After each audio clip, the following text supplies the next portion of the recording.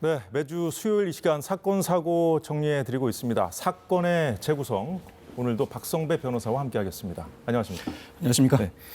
네, 첫 소식은 최윤종 구형이죠. 서울 관악구 신림동에서 여성을 성폭행할 목적으로 무차별하게 폭행해서 살해한 최윤종에게 검찰이 사형을 구형했는데 검찰에 이송될 당시 최윤종의 모습 보고 얘기 나눠보겠습니다. 범행 왜 저질렀습니까? 우발적으로 저질렀다고요? 저도 모르죠. 처음부터 살해하려고 한 겁니까? 그건 아니에요. 피해자 결국 사망했는데요. 하실 말씀 없으십니까? 죄송합니다. 계단 조심하세요. 지난 8월이었습니다. 대낮에 그것도 도심에서 일어난 사건이었기 때문에 굉장히 충격적이었어요. 그렇습니다. 최윤종이 지난 8월에 이 관악구 생태공원과 연결된 등산로에서 피해자 A씨를 성폭행할 목적으로 너클을 낀 주먹으로 수차례 폭행하고 최소 3분 이상 목 졸라 살해했습니다. A씨는 현장에서 약 20분간 방치되다가 결국 심정지 상태로 병원으로 이송됐지만 사망하고 말았습니다. 당시 A씨는 관악구의 초등학교 교사로서 연수 중이던 기관에 출근하는 길이었는데 결국 최윤종은 성폭력처벌법상 강간살인 혐의로 기소된 상태였습니다. 검찰이 최윤종에게 사형을 구형한 이유는 뭡니까? 검찰이 지난 11일 결심 공판에서 전혀 반성하지 않는다. 복귀할 경우에 재범 위험성이 다분하고 피해자 유족에 돌이킬 수 없는 피해를 고려한다면 사형 구형은 불가피하다고 설명했습니다. 사실 이 사건은 우리나라 살인 양형 기준상 5단계 살인 유형 중 4번째로 중한 중대범죄 결합살인에 해당합니다.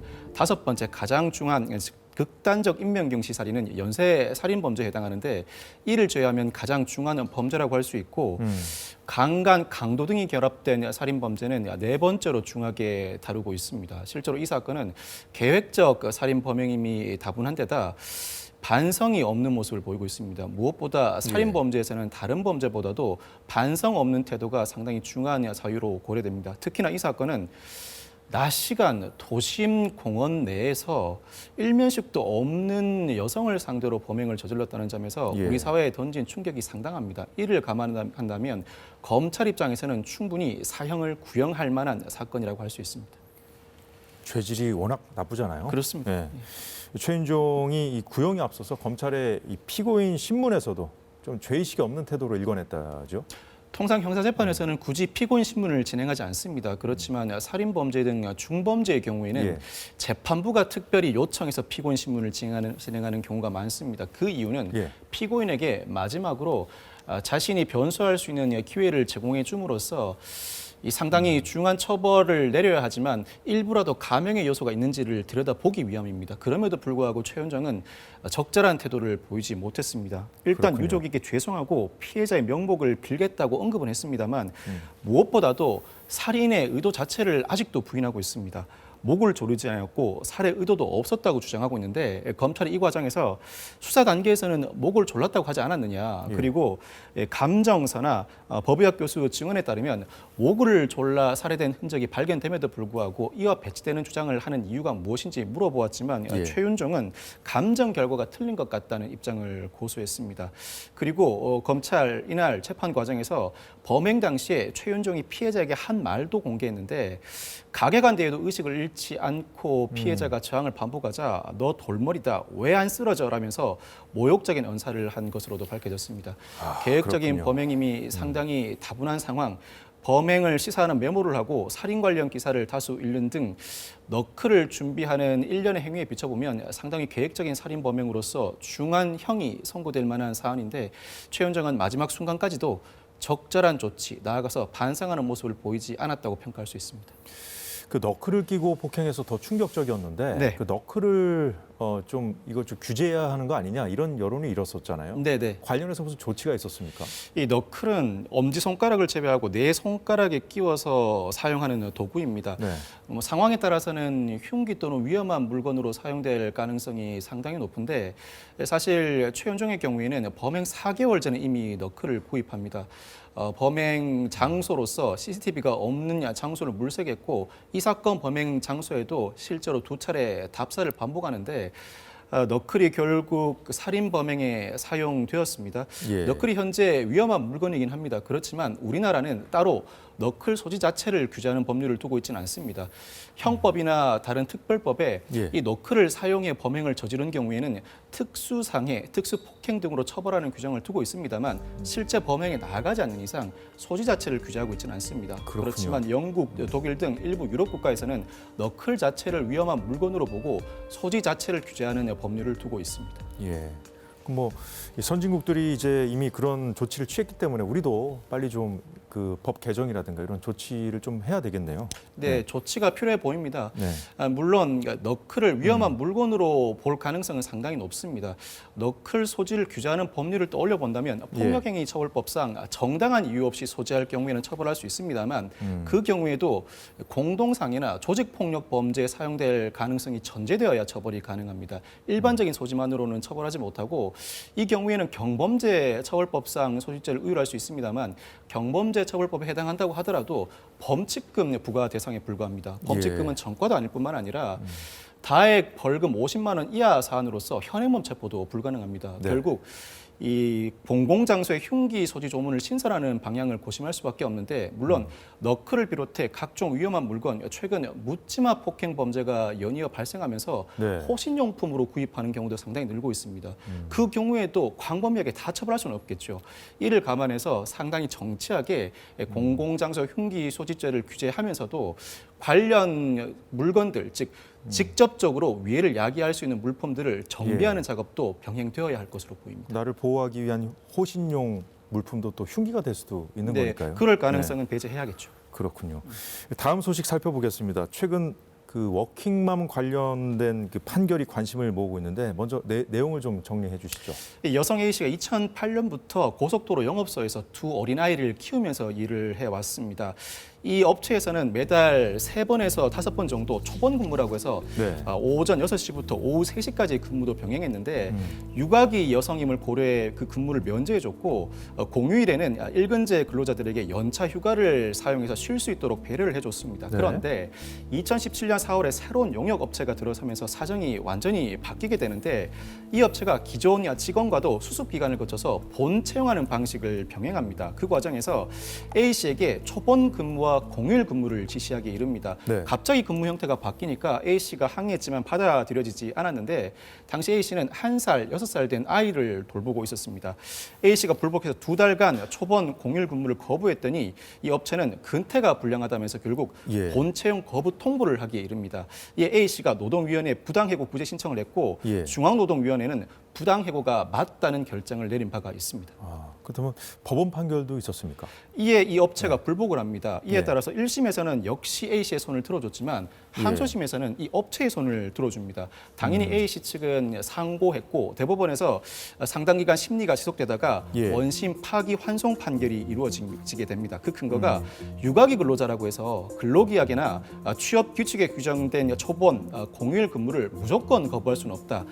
다만 회사가 충분히 일, 가정, 양립, 배려 의무를 다했는지 살펴보아야 하는데 예. 회사의 사정에 비춰보면 갑자기 근무 형태를 바꿔서 육아기 근로자에게 초본 공휴일 근무를 강요할 만큼 어려운 사정은 아니었다. 즉 회사의 사정을 고려한다고 하더라도 일, 가정, 양립 의무를 다하지 못했다는 점을 들어 원심을 예. 파기 환송했습니다. 그렇군요. 자, 마지막 사건 살펴보겠습니다.